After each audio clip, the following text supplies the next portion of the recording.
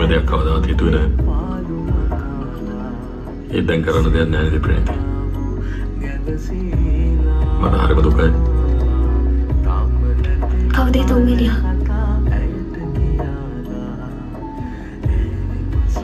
කමක් නැහැ. දෙන්න දෙපැත්තට වෙලා දුක් විඳිනවට වඩා වෙනම හොඳයි. නේද?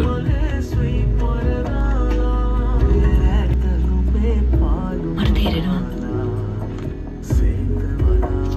කොතනද අත්සන් කරන්න ඕනේ? ඔයාගේ අකමැත්තක් විරෝධයක් නැහැ නේද? විරුද්ධයක් නැහැ. කොහෙත්ම නැහැ.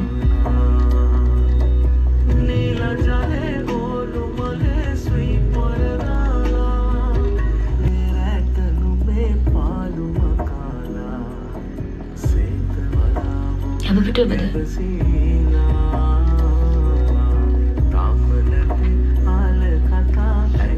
අසාන වදිනකොට නම් මෙච්චර කොළ ගොඩක් තිබුණේ නැහැ නේ අත්සන් කරන්න. සරයක් බඳිනකොට බලන්න ඕනේ.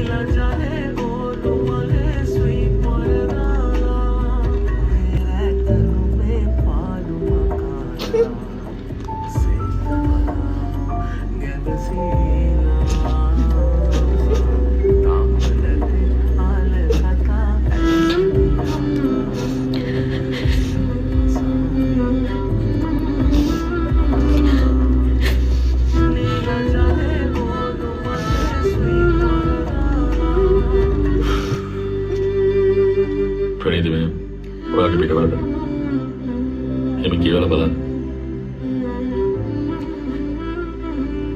ඔයා කියවද? ඒ ඇති.